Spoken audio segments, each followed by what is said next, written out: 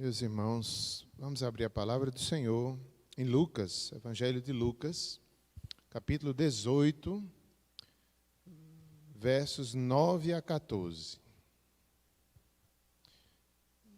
Gostaria de falar hoje sobre o orgulho.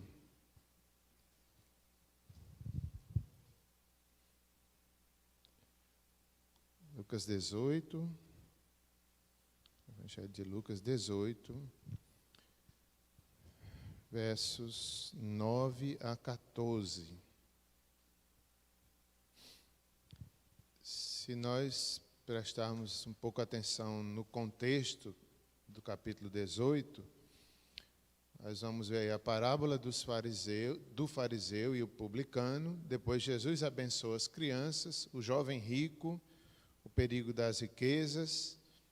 E, de certa forma, cada um desses temas tocam sobre a humildade, sobre o orgulho também.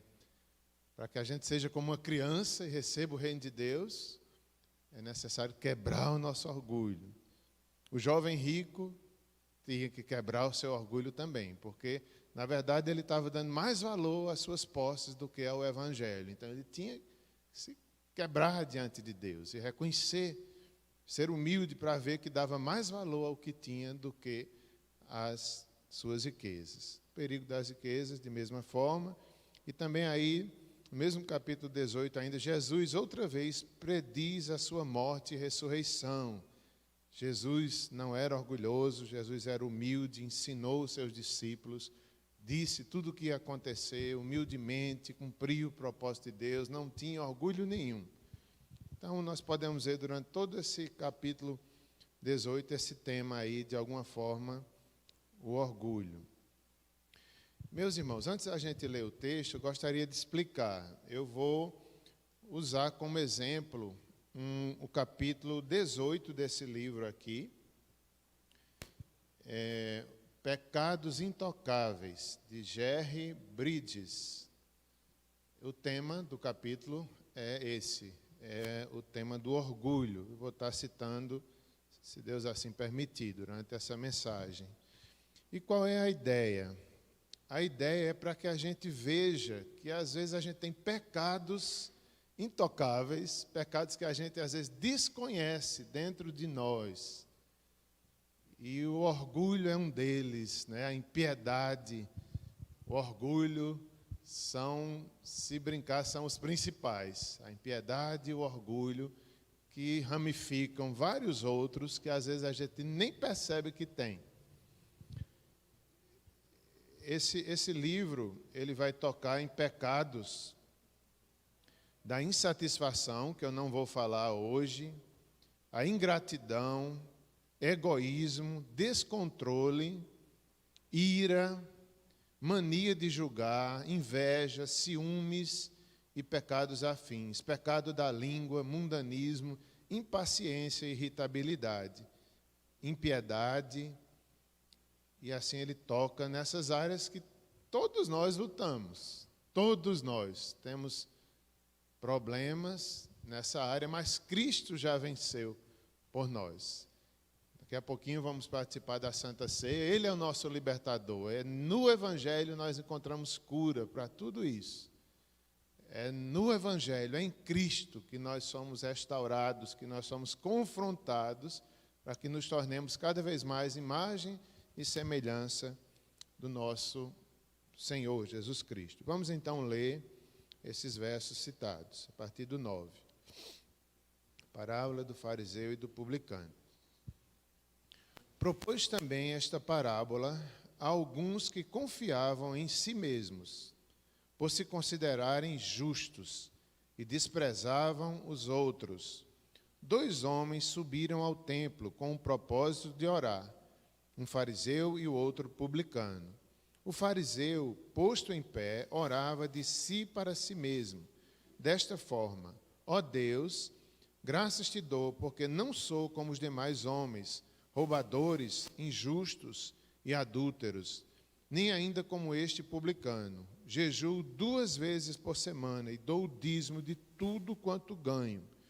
O publicano, estando em pé, longe, não ousava nem ainda levantar os olhos ao céu, mas batia no peito, dizendo: ó Deus, sê propício a mim, pecador. Digo-vos que este desceu justificado para a sua casa, e não aquele. Porque todo o que se exalta será humilhado, mas o que se humilha será exaltado. Oremos mais uma vez. Senhor, nos mostra nessa noite, Pai, pecados que precisamos reconhecer, que temos, certamente todos nós temos. Vem nos instruir, vem pela Tua palavra nos fazer crescer, nos arrepender dos nossos pecados. Nos ensina, nós te pedimos em nome de Jesus. Amém. Eu coloquei o tema semelhante ao do livro, que é pecados sutis. Sutis, que às vezes a gente nem sente que está pecando ou que tem. Às vezes, irmãos, a gente acha que nem tem, que está bom demais, que é melhor do que os outros. Eu não sei vocês, mas eu já passei uma fase da minha vida assim. Hoje eu sei que eu sou pecador. Hoje eu reconheço mais meus pecados. Mas logo no início da minha conversão, quando eu me converti, eu tinha essa sensação que já estava santificado o bastante, já conhecia Deus o bastante, já estava tudo bem. E, às vezes, ficava julgando os outros, ou olhando para os outros como se eu fosse melhor. Eu lutava contra isso e eu não deixava isso prevalecer. Eu dizia, não é verdade. Isso que eu estou pensando não é verdade, mas meu coração achava que era. Eu lembro que eu ficava comparando alguns irmãos, e sem querer, daqui a pouco eu já estava me achando melhor, mas, como eu já disse, eu lutava, eu não aceitava isso e sabia que era pecador. Hoje eu sei mais, hoje é fácil não cair nessa armadilha, porque eu sei que eu sou pecador mesmo. E assim, nós temos que ter cuidado com esses pecados sutis. O processo de Deus nas nossas vidas é lento. É um processo lento, vai durar a vida inteira, a santificação, a quebra do orgulho. Não resolve-se só num dia só não, mas é o poder do Espírito, é a palavra. São situações que Deus permite que a gente viva, que nos quebra, que mostra o nosso orgulho. Situações de vida, de relacionamento, de trabalho, né, de igreja, que aí aparece aquilo que está lá dentro. Então, vai durar uma vida inteira, é um propósito de Deus, de santificação, mostrando quem nós somos e nos santificando. A maior quebra do nosso orgulho é se dobrar diante de Deus. Tão simples, parece tão fácil, mas é difícil. É difícil porque a gente quer ter o controle, a gente quer saber mais do que Deus. O pecador é assim.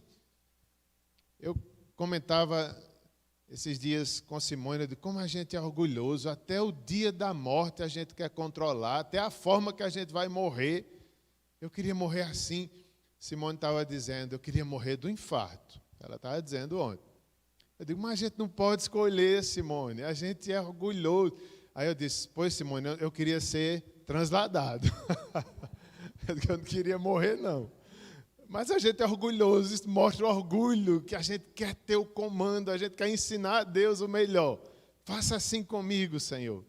Não, Simone, quem vai decidir é Deus. Quem vai decidir é Deus. A gente tem que ter confiança, quebrar o nosso orgulho, de dizer, Senhor, Tu tens o controle, Tu és soberano, Tu sabes o que eu preciso para ser santificado. Até mesmo a morte, qual o tipo de morte eu preciso passar para que eu complete ali os últimos dias a santificação em nossas vidas.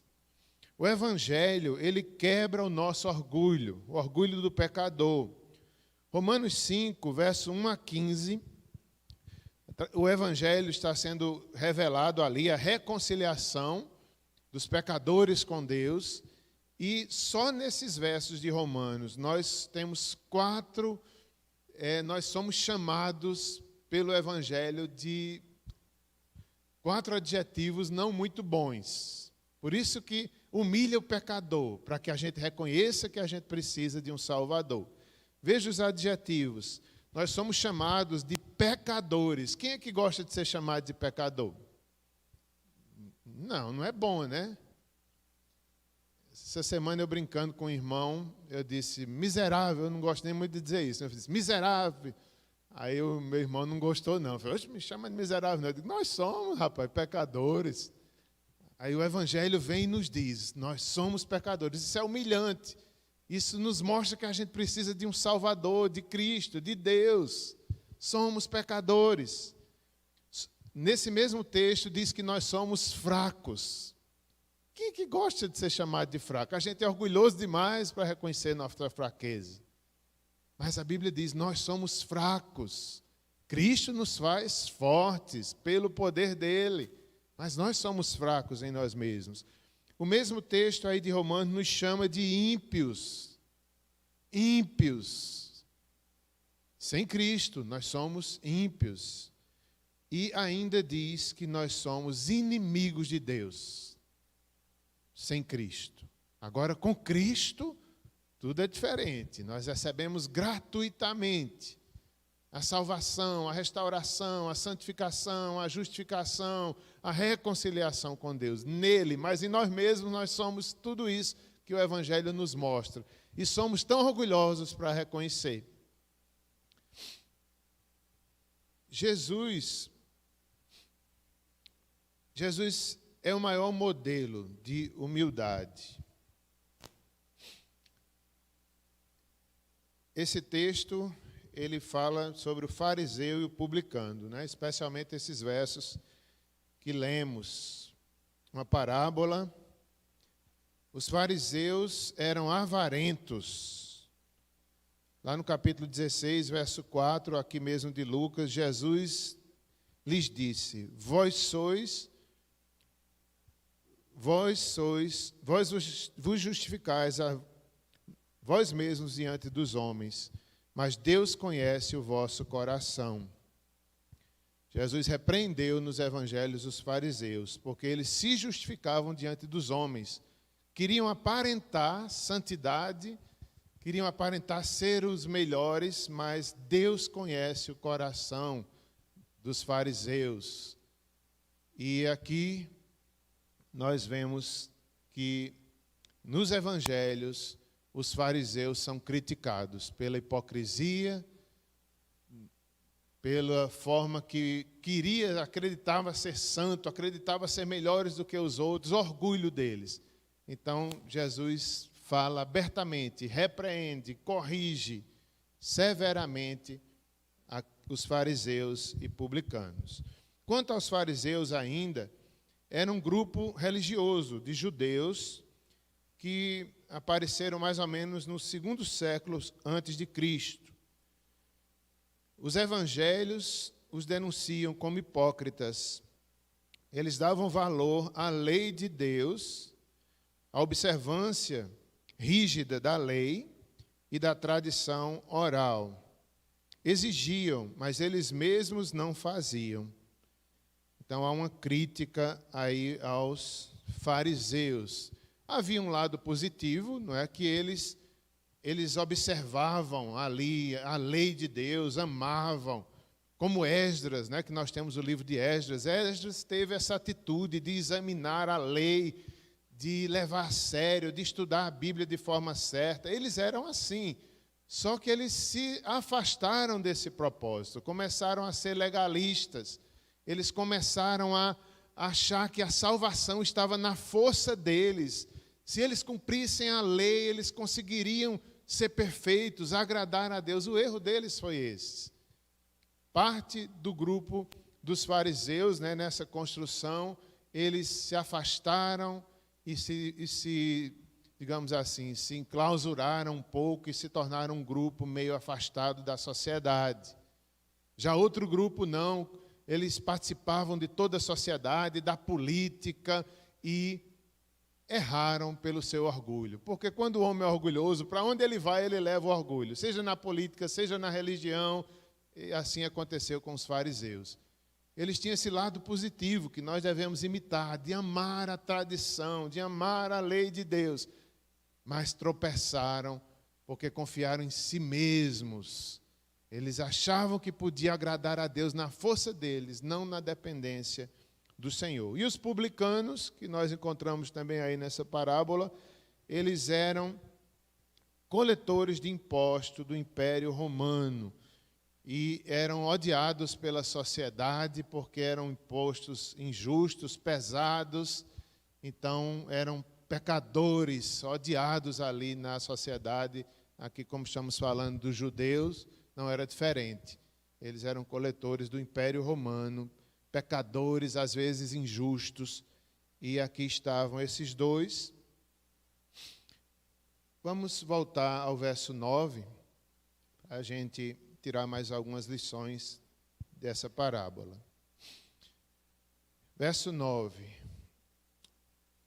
Propôs também esta parábola a alguns que confiavam em si mesmos, por se considerarem justos, e desprezavam os outros. Então, essa parábola ela é uma crítica de Jesus, ela é também um ensino dirigido a alguns que confiavam em si mesmos. Veja o orgulho onde nasce. Aqueles que confiam em si mesmo. Isso é um perigo, isso é um pecado muito sutil, a gente confiar. Eu sou capaz, eu sou bom, eu agrado a Deus, minha oração chega aos céus, eu tenho guardado os mandamentos, eu não adultero, eu jejum 2 vezes por semana, eu faço isso. Então é um pecado muito sutil, parece a pessoa mais fiel, mais santa, e eles se achavam assim. Eles se achavam mais santos que os outros, melhores do que os outros. Confiavam em si mesmos. Nós não podemos confiar em nós mesmos. Nós não podemos confiar em nossa justiça. Nós temos que confiar em Cristo, na graça somente. Nunca será suficiente a quantidade de jejum que nós fazemos, a quantidade de dízimo que nós damos, quantas vezes nós vamos para a igreja, nunca será o bastante para que agrademos a Deus humanamente. Nós temos que ser humildes para sempre reconhecer, só pela graça, só por Cristo, eu não sou melhor do que ninguém. A gente se sente, às vezes, melhores do que as outras pessoas. Pecadores, como aqui, não era um publicano, um pecador. Quantas vezes a gente olha... Agora mesmo, quando eu vinha para cá, eu vi 2 pessoas passando assim, perto do carro. Eu olhei e me lembrei da mensagem. Eu digo, meu Deus, a tendência é a gente se achar melhor do que essas pessoas que passaram aí. Que eu achei que eram umas pessoas que estavam pecando. Só para olhar eu conhecia. Eu não sei se eu julguei, mas eu não condenei. Mas eu fiquei olhando assim, eu digo, né, a tendência é dizer, não, eu vou para a igreja e essas pessoas estão aí, nem querem saber de Deus, eu sou melhor e eu tenho crédito diante de Deus. Quando eu orar, Deus vai me escutar mais. Pensando que a gente tem esse crédito. Não, é a graça. É somente a graça. Nós somos salvos pela graça e viveremos a vida inteira pela graça. Nunca confundamos isso, porque é orgulho. Nunca devemos dizer, já sou crente há 30 anos, já tenho um crédito no céu. Não, nós não temos. Continuamos pecadores dependentes. É orgulho da nossa carne. Eles se consideravam justos e desprezavam os outros.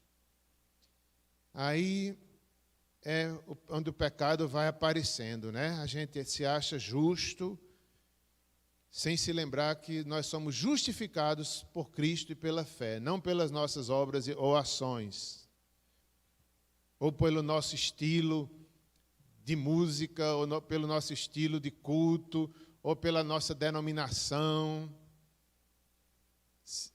Hoje eu estou com vontade de falar de Simone, vou falar de novo. Simone, essa semana, dizia para mim, eu amo tanto ser presbiteriana, que ela já nasceu na igreja presbiteriana, desde o ventre da mãe dela, né? E eu dizia, eu também, Simone. Ela até disse assim, graças a Deus, Deus não permitiu a gente sair da igreja presbiteriana, porque a gente chegou perto de sair.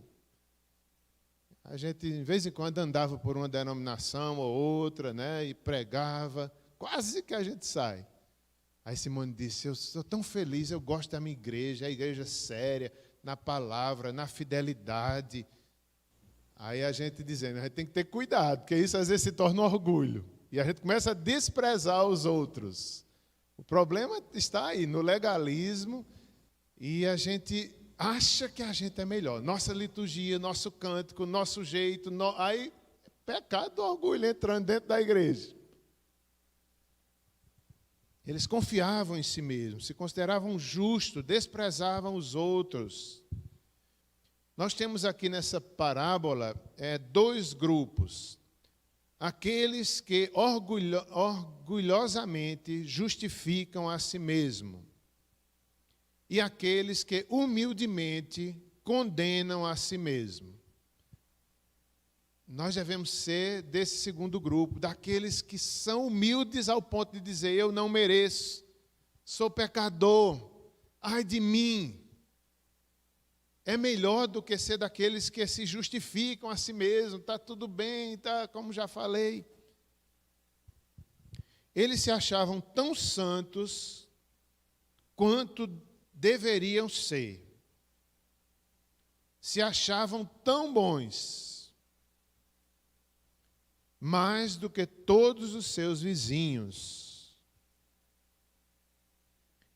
Eles se achavam um exemplo para os outros. Mas não eram, porque Jesus disse que eles não praticavam o que eles exigiam com tanto rigor. Eles achavam, oravam em pé, nas sinagogas, como é o caso aqui, nas praças, para serem vistos pelos homens. Não era por sinceridade, não. Eles queriam ser vistos pelos homens. O aplauso humano, que não adianta de nada. Nós devemos ser vistos por Deus. Deus sabe julgar entre um fariseu e um publicano arrependido. O orgulho, ele se exalta, se ele recebe um aplauso humano, ele está satisfeito. Os fariseus eram assim, eles eram vistos na sociedade como esses homens que oravam, guardavam a lei, nas esquinas das ruas, orando ali todo dia. Aí Jesus disse, hipócritas, sepulcros caiados, orgulhosos. O que eles faziam, muitas vezes, eram coisas boas, eram os mandamentos que eles estavam guardando, mas da forma errada. Eles tinham grande confiança em si mesmos, diante de Deus. Nós não devemos ter confiança em nós mesmos. Chegar diante de Deus confiante em nós mesmos, a nossa justiça é muito falha. São trapos de imundícia. A melhor justiça nossa é trapo de imundícia. Por isso que a gente se chega diante de Deus humilde, não é com orgulho. Eles tinham essa confiança neles mesmos. Eles contavam com seus próprios méritos ao se dirigirem a Deus. A Bíblia diz que nenhuma justiça humana é suficiente diante de um Deus que exige perfeição. Mateus 5,48 nos ensina que Deus exige perfeição e nenhum de nós consegue chegar lá. O mais obediente de nós não consegue chegar no ponto que Deus quer. Por isso que é sempre a cruz, sempre a graça. Ainda que guardemos todos os mandamentos, tropeçamos em um, quebramos toda a lei. Por isso que ninguém pode se gloriar. Deus exige perfeição e nenhum ser humano tem. Então todos estão condenados, igualmente. Eles pensavam que haviam feito Deus o seu devedor. Isso aqui é forte, não é? Às vezes a gente sente, eu já obedeci tanto que Deus me deve. Eu já jejuei tanto que Deus vai fazer o que eu quero. Às vezes isso passa pelo nosso coração pecador, né? A justiça própria brada. E é pecado. Eu tenho um merecimento diante de Deus. Não temos. Eles desprezavam os outros, diz ainda o verso 9. Desprezavam os outros, olhavam para os outros com superioridade. E aqui eu vou fazer a citação do livro.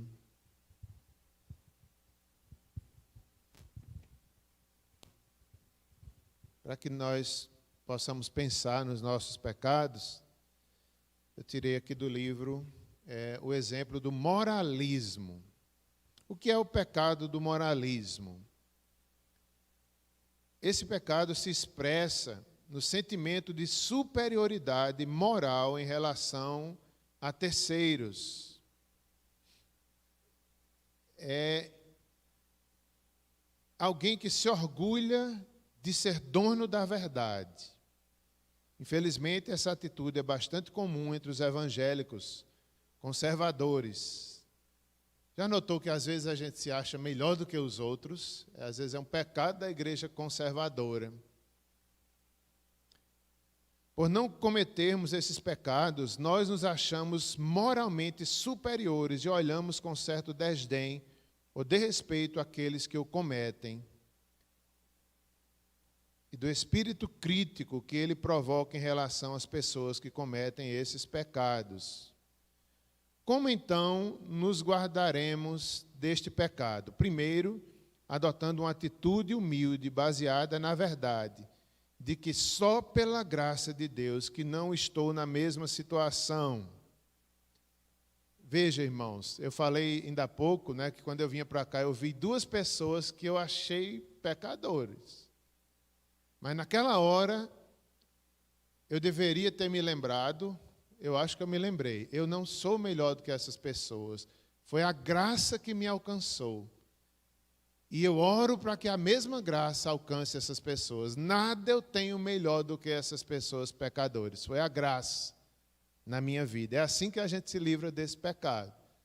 Nunca se ache melhor, mais orgulhoso do que o pior pecador. Olhe e louve a Deus, porque a graça já lhe alcançou, mas se lembre que você é igual, pecador, se não fosse a graça. Só porque a graça de Deus prevalece em nós, ninguém é naturalmente correto. Pelo contrário, todos nós temos que confessar como Davi: sei que sou pecador desde que nasci, desde que minha mãe concebeu-me em pecado. Outra maneira da gente se livrar desse pecado, do moralismo, é a gente se identificar perante Deus com a sociedade pecadora em que vivemos. Ele dá aqui o exemplo de Esdras, que era um homem santo, que amava a lei de Deus, que foi um instrumento de Deus, mas que não foi moralista. Quando ele orou, ele disse: ó meu Deus, eu estou por demais confuso e envergonhado, para levantar o meu rosto a ti, meu Deus, porque os nossos pecados cobrem a nossa cabeça e a nossa culpa sobe até o céu. Veja como Esdras, um homem de Deus, ele não se orgulhou, ele se colocou juntamente com o povo. Estou envergonhado diante de ti, Senhor. Nós temos pecado. E é assim que a gente se livra do pecado de orgulho. Quando a gente ora pelo Brasil, a gente deve dizer, os pecadores, esse, não, é nós, Senhor, temos pecado contra ti. Que não haja em nós nenhum orgulho. Se temos alguma virtude, foi do Senhor que nos alcançou. Senão estaríamos piores do que o pior pecador. Assim nós nos livramos do orgulho, desse pecado de orgulho. Esse segundo orgulho, que eu vou citar aqui, é o orgulho da doutrina correta. É muito parecido com o moralismo. É o orgulho moral. O orgulho moral é bastante parecido com o do orgulho doutrinário.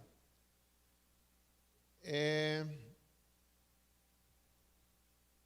aquela ideia, a presunção de que minhas crenças doutrinárias, sejam quais forem, estão corretas e de que quem não pensa igual a mim é teologicamente inferior. Olhamos com altivez para quem não crê da mesma forma que nós. Achamos que nossas crenças nos tornam espiritualmente superiores a quem crê de outro modo. E nós temos que ter cuidado com isso. Ele não está dizendo que nós não deveremos ser zelosos na doutrina. Nós devemos ser, sim, zelosos, nos esforçar para ter uma doutrina santa, mas que isso não nos deixe orgulhosos.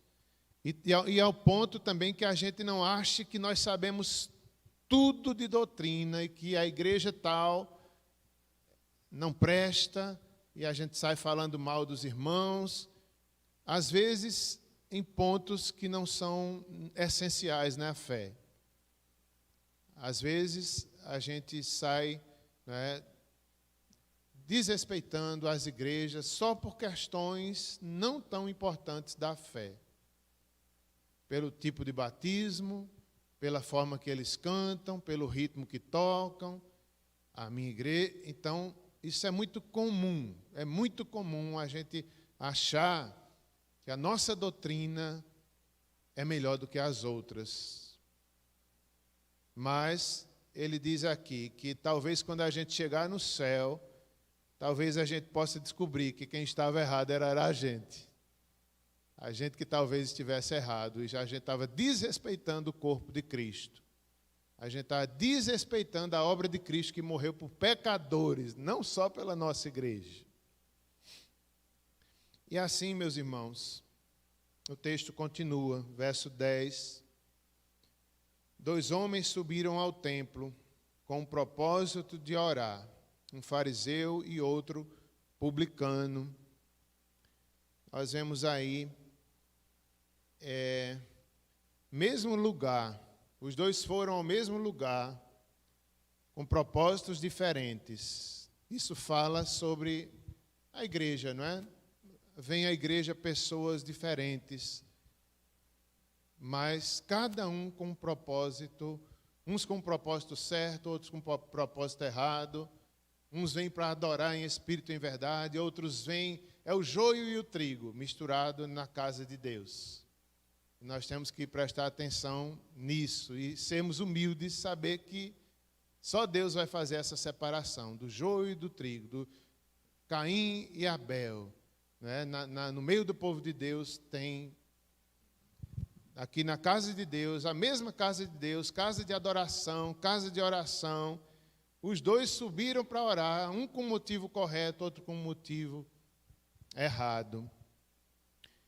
Eles subiram ao templo. Hoje Cristo é nosso templo. Nós podemos orar. Interessante aqui que não era a hora de oração pública, mas o templo estava aberto para qualquer pessoa orar, a qualquer hora eles iam ao templo orar. Mas Cristo é nosso templo. Verso 11. O fariseu em pé orava de si para si mesmo. Desta forma, ó Deus, graças te dou, porque não sou como os demais homens, roubadores, injustos, adúlteros, que nem ainda como esse publicano. Jejuo 2 vezes por semana, dou o dízimo de tudo quanto ganho. Para a gente finalizar, nós vamos participar já daqui a pouquinho da Santa Ceia. Eu quero falar um pouco, não é, sobre essa oração desse fariseu, que não é nem uma oração, não é uma oração sincera, melhor dizendo. Ele agradece a Deus, ele fala em Deus, mas não agrada a Deus. Na verdade, ele está se afastando de Deus. Nem tudo que se fala em Deus agrada a Deus, né? Parece uma oração tão bonita, quem olha assim, se fosse na igreja, talvez a gente, poxa, que homem para orar bem, falou em Deus, Deus está se agradando. Na verdade, ele estava se afastando de Deus, pelo orgulho. Graças te dou, não sou como os demais homens. roubadores, injustos, nem como esse publicano.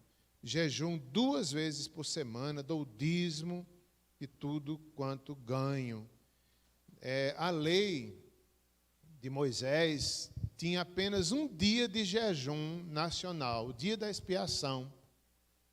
E todo judeu tinha que guardar esse dia, mais ou menos no mês de setembro, outubro, por aí.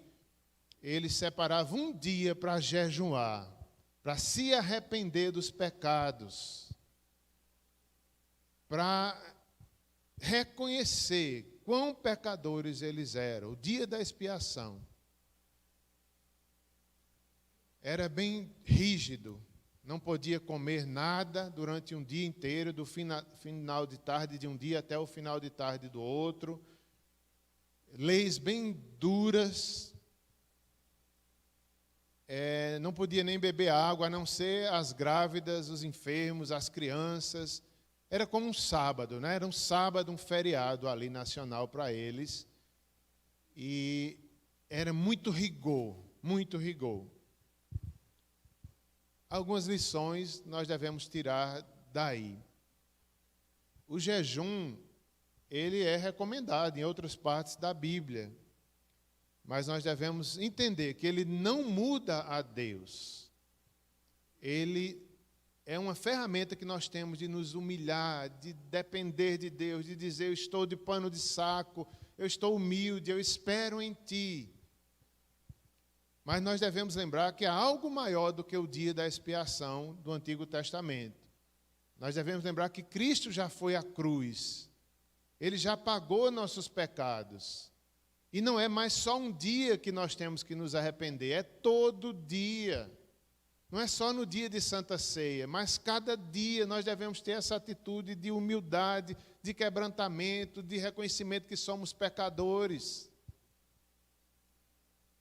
Cristo Jesus já veio. Se confessarmos nossos pecados, Ele é fiel e justo para nos perdoar os pecados e nos purificar de toda injustiça. O publicano, no verso 13, estando em pé, longe, não ousava nem ainda levantar os olhos ao céu, mas batia no peito, dizendo: ó Deus, sê propício para mim, pecador. Digo-vos que este desceu justificado para a sua casa, e não aquele, porque todo o que se exalta será humilhado, mas o que se humilha será exaltado. Então, meus irmãos, Deus atendeu a oração de um pecador que se humilhou, que reconheceu que era pecador, que só ele pediu misericórdia e Deus o justificou. Ele voltou para casa feliz, perdoado, aceito por Deus, só porque pediu misericórdia.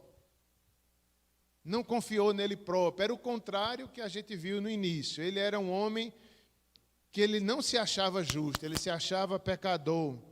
Ele não confiava em si mesmo, ele pediu misericórdia. E assim ele volta para casa justificado e Deus o abençoa. Quero finalizar citando mais 2 pecados aqui do livro.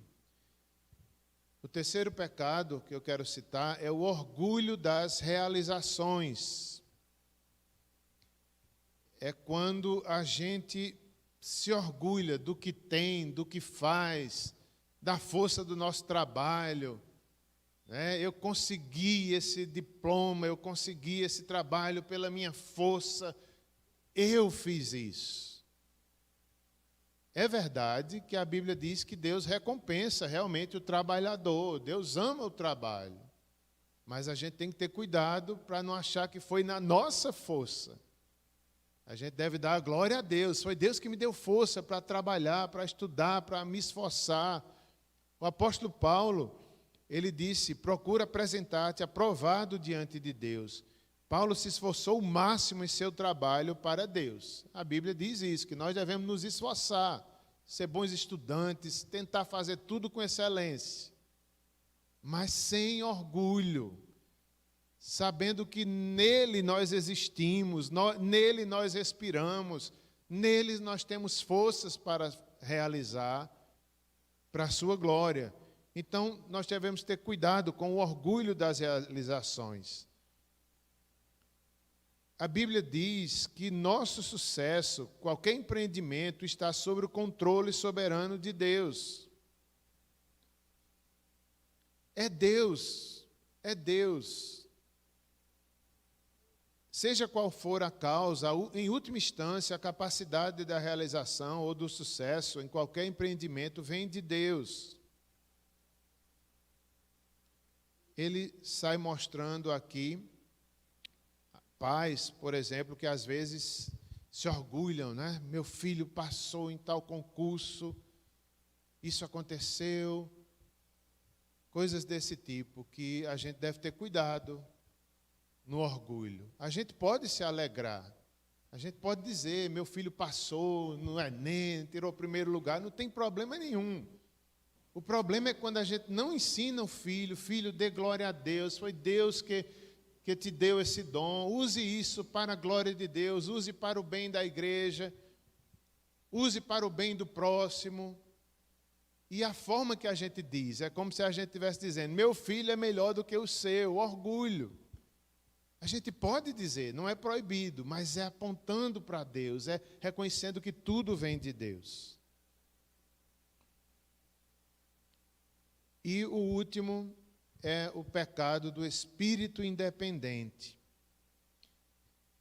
Esse espírito independente, esse pecado se revela principalmente em duas áreas: a resistência às autoridades, especialmente a autoridade religiosa, e a atitude insubmissa.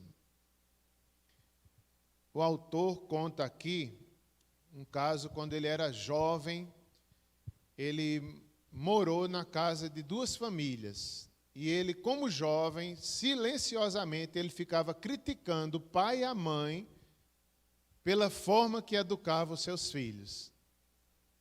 E ele era jovem, ele não entendia, nunca tinha criado, não conhecia muito essa área e se achava melhor do que aqueles pais. Veja como é sutil o nosso pecado.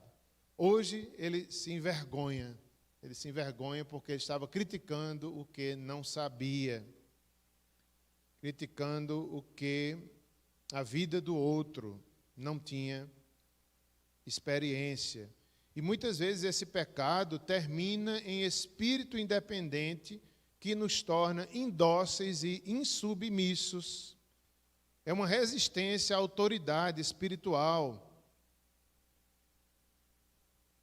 E nós temos que ter esse cuidado. Às vezes a gente tem é um tipo de orgulho também. E não sabemos o quanto não sabemos. Eu finalizo com essa frase. Esse pecado de orgulho, às vezes, nos torna assim. A gente nem sabe o quanto a gente não sabe. O nosso orgulho nos faz achar que sabemos resolver tudo. Mas, na verdade, a gente não sabe o quanto a gente não sabe. E a humildade nos mostra isso, que somos dependentes de Deus, somos dependentes de Cristo, e não da nossa bondade, nem da nossa santidade, nem da nossa igreja é a melhor. Que Deus nos ajude. Oremos, meus irmãos. Senhor, são tantos pecados sutis que a gente nem imagina que a gente tem, mas só Tu és perfeito. Nós todos somos pecadores, injustos, como diz a Tua palavra, inimigos, fracos. Mas obrigado pela cruz. Obrigado que o Senhor quebrou o nosso orgulho. Nós somos dependentes de Ti, não vivemos sem Ti. O ar que respiramos vem de Ti, Senhor. Temos que reconhecer. Faz-nos humildes. Teu Evangelho quebre o nosso coração. Que nos faça zelosos da doutrina, da palavra, mas sem orgulho. Nada temos que não foi dado pela graça. Ajuda-nos a pregar para o mundo pessoas que estão no pecado, Senhor, que nós poderíamos estar lá, mas a Tua graça nos chamou e aqui estamos. Nada merecemos, foi a Tua graça, foi a cruz. E nós queremos ser instrumentos teus para pregar para essas pessoas. Somente, Senhor, não temos de que nos orgulhar. Não somos melhores do que ninguém. Somos todos injustos, pecadores. Mas agora renovados em Cristo Jesus. Podemos sentar na tua mesa, comer o teu pão, beber o teu cálice, sem condenação alguma. O passado ficou para trás. Nós hoje somos teus filhos. E a santificação continua, Senhor, até o último dia da nossa vida. Lentamente, mas nós vamos aprendendo. Quebra em nós, Senhor, quebra em nós todo pecado e nos santifica. Sabemos que é uma batalha que durará a vida inteira. Perdão pelos nossos pecados, Senhor. Em nome de Jesus, amém.